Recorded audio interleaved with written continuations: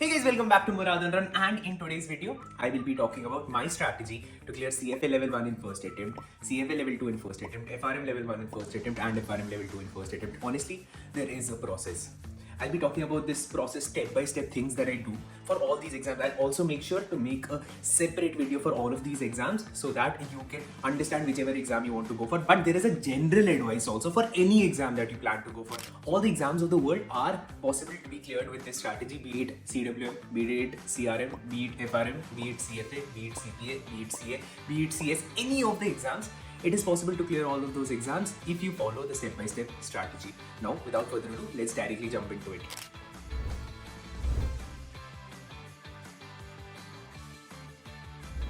Okay, so the first most important thing that we need to do is make detailed notes. And until and unless your notes are detailed, you're not gonna clear the exam. And until and unless you're making notes, you're not gonna clear the exam. I mean, yeah, you might just clear the exam with the good luck you have on the exam day, but if you don't have a good luck on the exam day, you're not going to clear the exam. And I've made notes for all the subjects, and I'll tell you the importance of notes as we go ahead in the video. So first, let me show you how the notes look like. So this is my CFA level 2 notes, and I'll open any page randomly. So let me just pull out this page. Okay, so this is alternate investment. I mean, you can take any such page. I mean, any page you want to.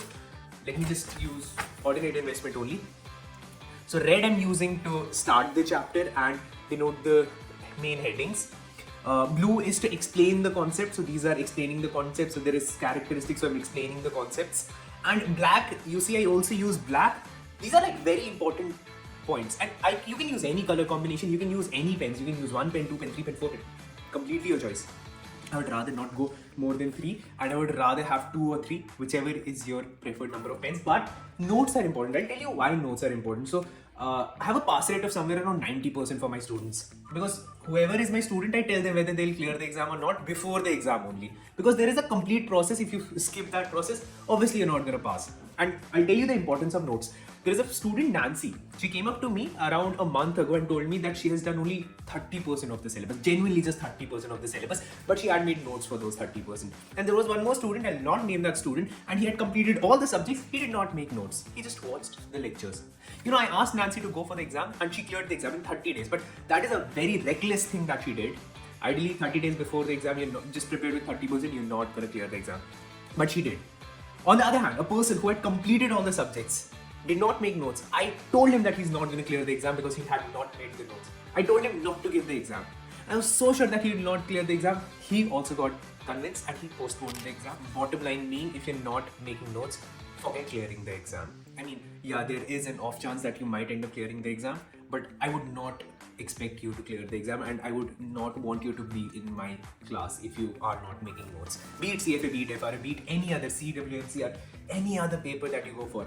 Why are notes important? Because a week before the exam, you're not going to go through your entire choices. You're not going to go through your institute material. You want something to rely back upon. You want something to browse around. And you know, before the day of exam, I revise this twice. And I can, because my entire CFA is in these many pages.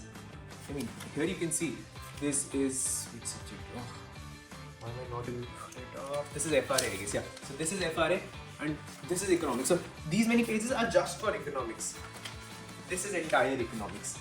Now, rather than going through an entire economics book, I just have like 6 pages for economics. And this covers everything. This covers what I know about economics. This covers what I don't know about economics. This covers what are the important points of economics. This covers the points that I feel like I'll forget about economics. Everything. Rather than going through an entire book. Okay, so let's now talk about your preparation strategy. First thing that you do is watch videos or read book, whichever way you want to go ahead with. Watch videos or read book. Then next thing that you do is make amazing notes. Very important. Once you're done with notes, and let's suppose you're done with all the subjects, you're done studying for all the subjects, I would need 30 days from you. 30 days just for revision and questions. How do we utilize these 30 days? Let's talk about that. Now, talking about the last 30 days. Doing questions is very important. In our first part, we were doing questions, end of chapter questions. So end of chapter question basically means, so when you're studying a book, be it Schweitzer, after Schweitzer you have some questions, you do those questions. Be it institute material, after completing that, you do the questions. Now, after the last 30 days, you take some other question bank. For FRM, Finland provider. For CFA, you have the institute question bank, that's the best. Now, When I come to the questions, how do I solve a question? I do not go for the accuracy in the first 15 days. So amongst the last 30 days, for the first 50 days, I do not care about the accuracy. But my revision goes by the process of questions. Questions tell me what are the areas where I'm weak. Questions tell me what are the areas where I'm good at. So I go ahead, do the questions and take another book. This is the second most book. I mean, if you're making this, I'll be very surprised that you're not clearing the exam if you end up making this second book. What do we do in this book? Look what it says. I don't know if you can read it or not, but it says questions I did wrong. And I write all those questions here. So how many questions did I do wrong in CFA level 2 at the time of preparation? So these are like bucket loads of questions. 6 pages. On 6 pages, 6 to 8 pages, I've mentioned all the questions that I've done wrong in CFA level 2. What do I revise? Do I revise the entire CFA syllabus again and again, over and over again? I've seen some dumb people tell me to revise the subject 10 times, 20 times. Dude, if I know a concept, I am doing the questions correctly, I'm doing all the questions correctly, why would I waste my time doing those questions? I would rather focus on these questions because I know where I'm going wrong. And there are so many students who just keep on doing the question just to get a better accuracy and then randomly revise. What's the point of randomly revising when you actually can know where are the areas that you're not doing well? I mean, I can tell you right now before the exam what were the areas I was not doing well in. Because I knew exactly the concept I was not doing well in. And that is how you attempt questions for the first 15 days. You try to figure out where you are not strong. You don't need to figure out what are the difficult parts of the book. You don't need to figure out that. If you're doing questions right, amazing. Maybe you're done with that concept. Don't waste your time there. Maybe there are similar, easier topics that you're leaving marks in. So you don't want to lose any easy marks. How do you figure out that? Just by doing more and more questions and trying to figure out where you're going wrong. Also, when you're going ahead with the question, for FRM students, this is specifically very important. You'll be going ahead with the process of elimination, not for CFA. Majority of the times in CFA exam, you directly select the answer.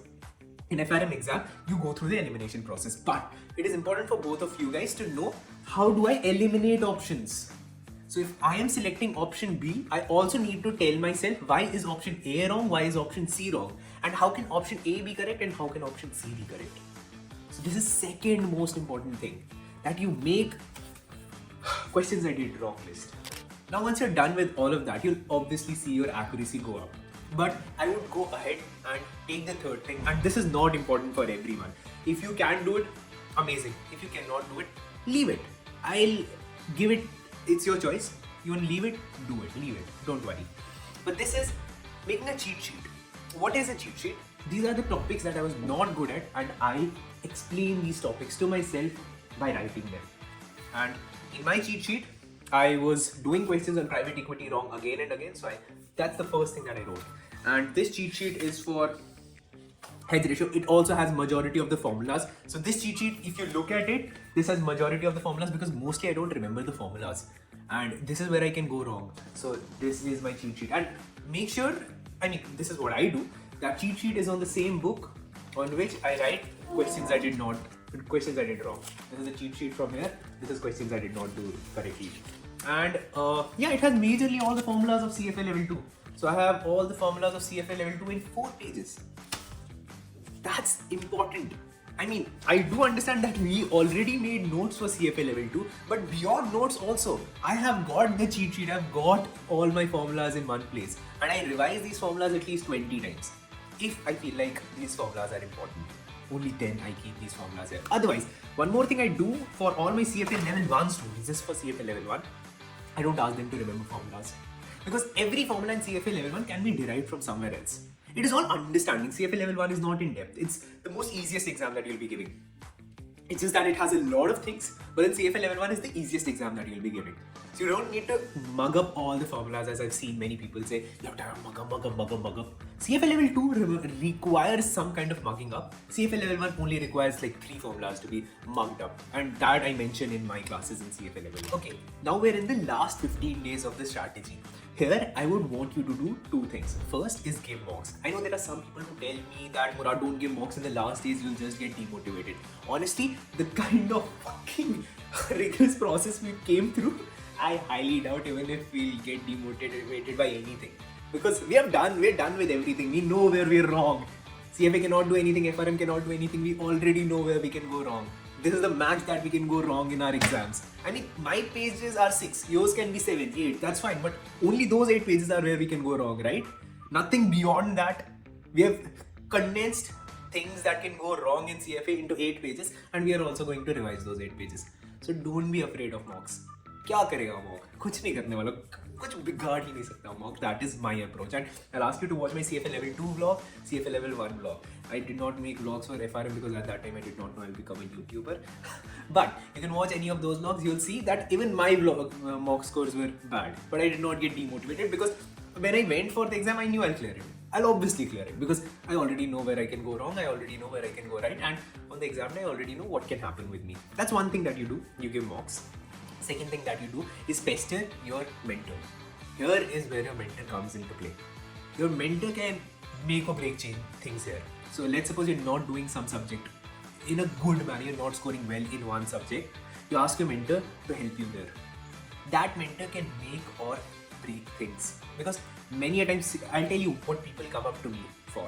And I should not be discussing this, but multiple number of students come up to me for CFA level 1 saying that's a linear regression and quants के last 3 chapters में difficulty आ रही है, hypothesis and linear regression में. I don't know if you're also CFA level 1 student, I'm 100% sure you'll also be facing the same difficulty.